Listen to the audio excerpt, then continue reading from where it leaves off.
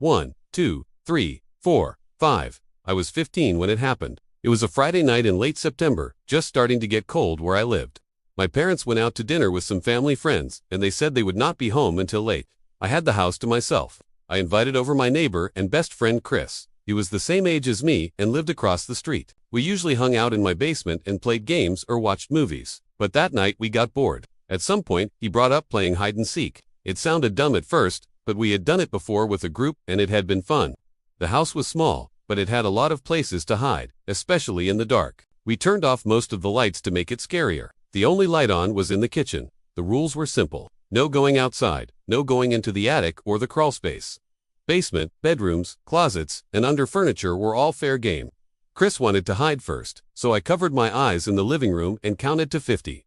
I could hear him running at first, and then silence. I finished counting and announced that I was coming. I started in the kitchen since it was right there, but there was nowhere good to hide. I checked behind the basement door, then down the hall. I looked in the bathroom, empty. I opened the closet near the front door. Nothing. I went upstairs. The floor creaked under me and every little sound made me tense. I checked my parents' bedroom first, looking under the bed and behind the dresser. Nobody. I went down the hall into my room. It was messy, but not enough for Chris to hide well. I still checked the closet and under the desk. Nothing. That left the guest room at the end of the hall. The door was cracked open. I pushed it slowly, expecting him to jump out and scare me, but the room was dark and quiet. I stepped inside and scanned around. I bent down to look under the bed. Nothing. I opened the closet door. Empty. At that point, I thought maybe he was in the basement, so I went back downstairs. I checked behind the laundry machines and in the storage space under the stairs. I was about to give up when I finally found him curled up behind some boxers. He laughed and asked how long it had taken me. I told him way too long. Then we switched. He counted and I hid. I went upstairs and slid under the guest bed, pulling the bed skirt down to cover me. My heart raced while I lay there in the dark. I heard him come upstairs a few minutes later, his footsteps slow and heavy on the floor. He opened the bathroom door first, then he stepped into my parents' room. After a while, the footsteps came down the hall toward where I was. I could hear him breathing as he walked into the guest room. He stopped near the bed. I held my breath. His shoes shuffled against the carpet. Then silence, a long silence. I thought he had figured it out and was about to yank up the bed skirt, but instead, he walked out. I lay there a few more minutes, waiting to hear him call that I had one, but the house stayed too quiet. Finally, I crawled out. I went downstairs, expecting to find him on the couch, but he wasn't there. I called out that the game was over. A voice came from the basement saying he was down there. I thought he was messing with me. I walked to the basement door, opened it, and shouted down the stairs. He shouted back that he was still looking for me, and he asked where I was hiding. That made my stomach twist. I told him I was out now and standing in the kitchen. A second later, I heard him coming up the stairs. He stepped into the light and looked confused. He asked how I had gotten upstairs so fast. I told him I had been under the guest bed the whole time. He frowned and said he could have sworn he checked that room and he heard someone moving inside. He said he thought he heard breathing. I told him I stayed perfectly still. We argued a little, but then we just shrugged it off. We played another round, but the whole time I felt uneasy. Every creak in the house made me jump. At one point, while I was counting, I thought I heard something upstairs, like a soft thud, but when I searched it was empty. I found Chris in the laundry room. We kept playing until we both got tired. Then we sat on the couch in the living room and turned the TV back on. That's when we both froze. From upstairs came a loud bump, like something heavy falling. Chris asked if it was my parents. I reminded him they were still gone. The hair on my arm stood up. We sat there waiting, but the house went silent again. Chris said maybe something slid off a shelf. I wanted to believe that, but then while we sat listening, we both heard it clearly. A slow creak of floorboards. The sound of someone walking down the hall upstairs. We stared at each other, neither of us moving. Then I whispered that maybe we should check. Chris shook his head, saying, "No way." But if someone had broken in, we couldn't just sit there. I told him to stay behind me and grab the fireplace poker from beside the couch. We went to the stairs and started creeping up. The house was so quiet, I could hear my own breathing. The steps groaned under our weight. When we reached the top, I pointed toward the guest room. The door was closed now. I knew for a fact I had left it cracked open. We stood there, frozen. Then from behind the door came a sound. A slow dragging noise like fabric sliding across the carpet. Chris whispered that we should leave. I wanted to, but curiosity and fear kept me in place. I raised the poker and reached for the knob. When I tell you my hands were shaking, I'm not just saying that to be dramatic for the story. I pushed the door open fast. The room was dark, but the shape of the bed and the dresser were visible. Nobody was there. The closet door stood half open. I moved closer as Chris stayed in the doorway. I yanked the closet door open. Inside was nothing but coats and boxers. We both let out shaky laughs, pretending it was all in our heads. But then, just as we turned to leave, we heard another sound. This time, it wasn't upstairs. It was downstairs. The sound of the front door opening and closing. We froze again. Chris whispered that someone was in the house. I felt my stomach drop. We ran down the hall and crouched in my room with the lights off. I held the poker tight. We listened, and at first there was nothing. Then there were faint footsteps on the first floor. I wanted to call the police, but my phone was on the couch where we had been sitting. I whispered that maybe we could sneak out the window, but it was too small. The only way out was down the hall, past the stairs. The footsteps moved closer. We heard the basement door open. Then the steps went down one by one. We both exhaled in relief. Whoever it was had gone into the basement, so we took that time to run. We sprinted down the stairs through the kitchen and out the back door into the yard. We didn't stop until we reached Chris's house across the street. His parents were home, and when we told them what happened, they called the police. The officers searched my house from top to bottom. They found nothing. No signs of forced entry or anyone hiding in the basement. They told us it was probably just the house settling or our imagination running wild while we played. But Chris and I both knew what we heard. We knew someone had been inside. For weeks after, I couldn't sleep well. Every creak made me think someone was in the hallway. That was the last time I played hide-and-seek ever. We're too old for it anyway. Chris and I never talked much about it again, but sometimes when we look at each other, I can tell we're both remembering that night. The night hide-and-seek turned into something else. Even now, years later, I still think about the sound of the closet door, the dragging noise in the carpet, and the footsteps on the first floor. We never found out who it was.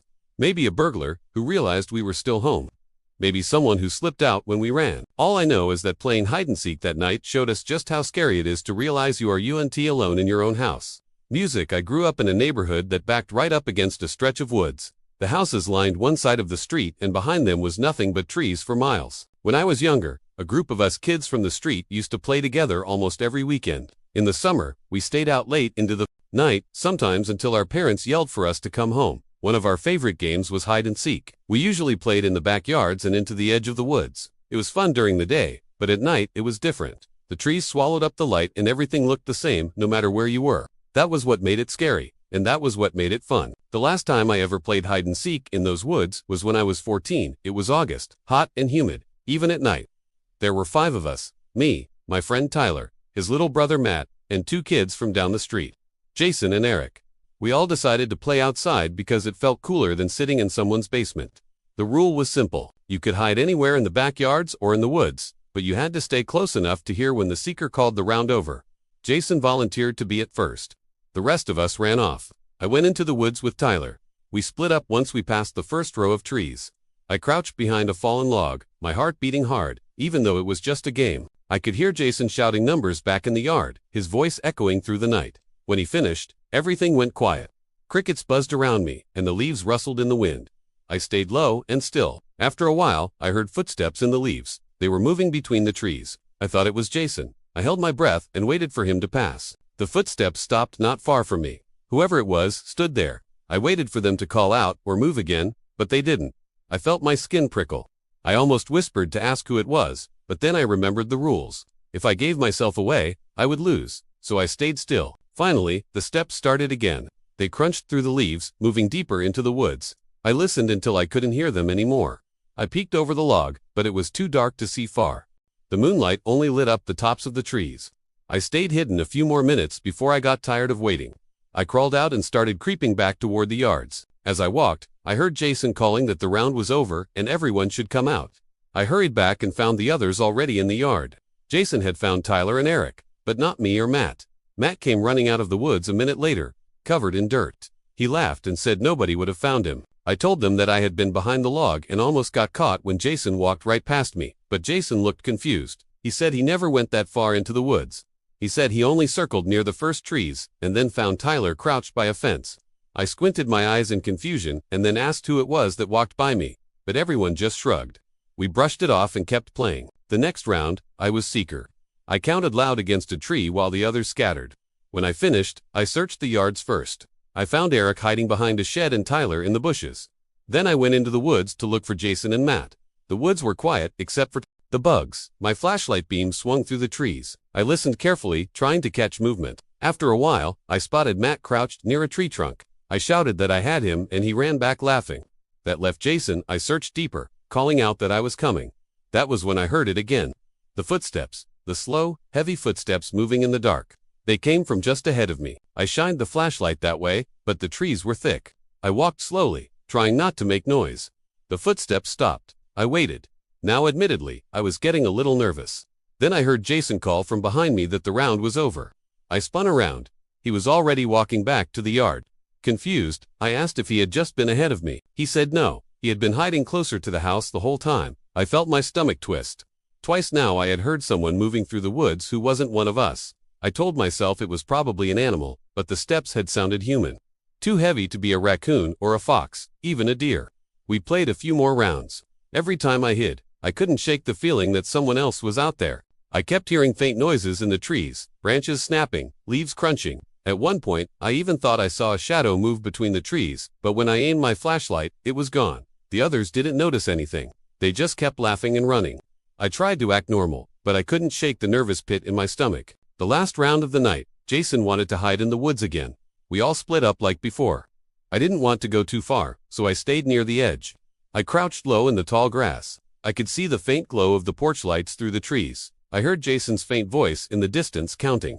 When he was done, there was once again silence. After a few minutes I heard something that froze me in place. It was whispering, a low voice, too soft to make out the words, but it was close. My whole body tensed up. I peeked over the grass, but the woods were empty. I listened hard, but the whispering had stopped. A moment later, I heard footsteps again. They moved past me and into the trees. I lay trembling. That was when Jason called that the game was over. Everyone else came out laughing and brushing dirt off themselves. I walked back slowly, my heart still racing. I told them I had heard someone whispering, but they all just laughed and said I was trying to scare them. I didn't argue, but I knew what I heard. We sat in Tyler's yard after that, drinking soda and talking. That was when Matt asked if anyone else had noticed the man. We all stopped and looked at him. He said while he was hiding, he thought he saw a tall man standing in the woods. He said the man didn't move, just stood there watching. Jason told him he was crazy. Eric laughed it off, but I felt sick because I believed him. We ended the night soon after. Everyone went home. I lay in bed that night, staring at my ceiling. Unable to sleep, I kept hearing the whispering in my head, the slow crunch of footsteps in the leaves. I never played hide-and-seek in the woods again. Even now, years later, whenever I hear leaves crunch underfoot in the dark, I think back to that night. I think about that man that Matt said he saw. I think about the footsteps that were in Jason's and the whisper that I still can't explain. Maybe it was a stranger passing through.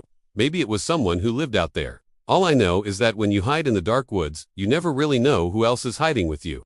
Music. It was a hot Saturday afternoon last July. I was 14 at the time, and I live out in the rural part of Pennsylvania. My backyard is huge. We have acres of open grass, trees, and an old storage shed at the edge of the yard. My friends and I spend almost every summer day out there. That day it was me, Ryan, Josh, Adam. We were just messing around playing basketball in the hoop my dad put up near the garage. We played for about an hour before we were all tired and sitting in the grass, sweaty and drinking water.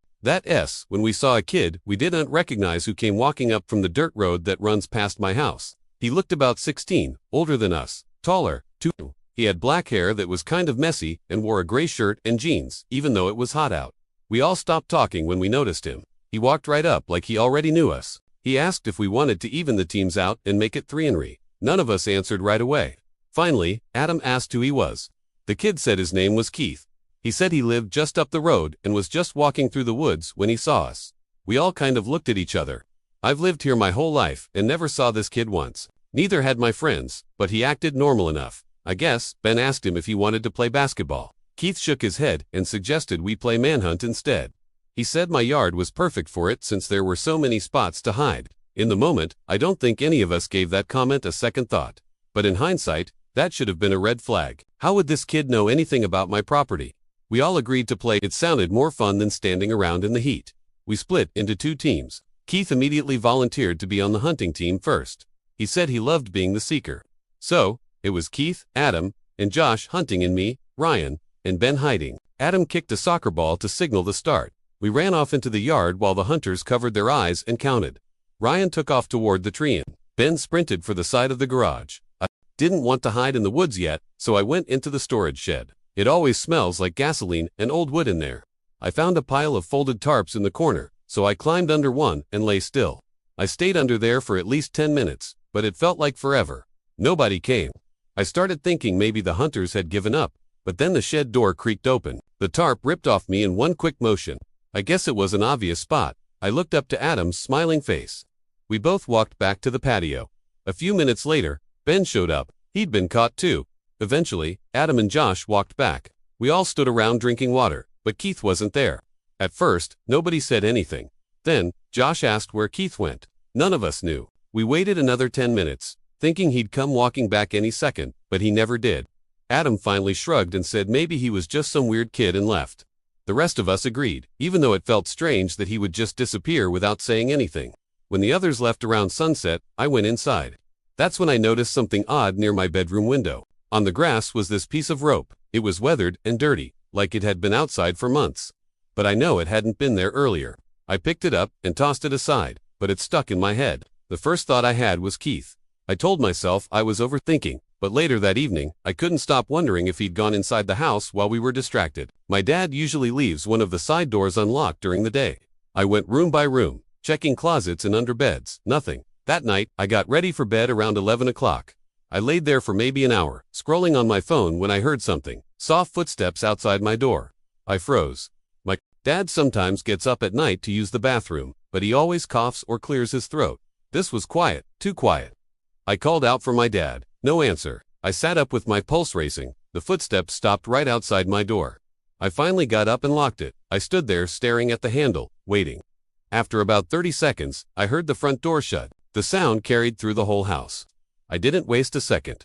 I ran to my dad's room and shook him awake. He groggy sat up while I explained what I heard. He didn't doubt me.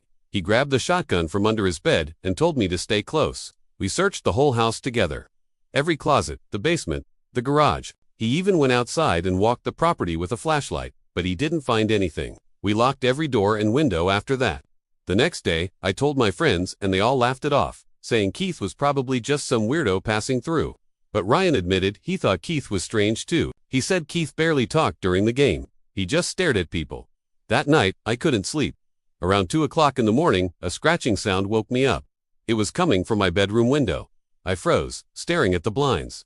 The scratching was slow, like someone dragging a stick or nail against the glass. I didn't want to look, but I couldn't stop myself. I carefully bent one of the blinds open just a crack. On the other side of the window was a figure. I couldn't see his face, just the shape of someone standing inches away in the dark. I jumped back and screamed for my dad. I ran into the hallway, shouting until he came out of his room. He didn't hesitate. He ran outside with a shotgun, firing 2 rounds into the air. I heard him yelling that he'd shoot whoever was out here if they came back. The figure at the window was gone. The rest of the night, I didn't sleep at all.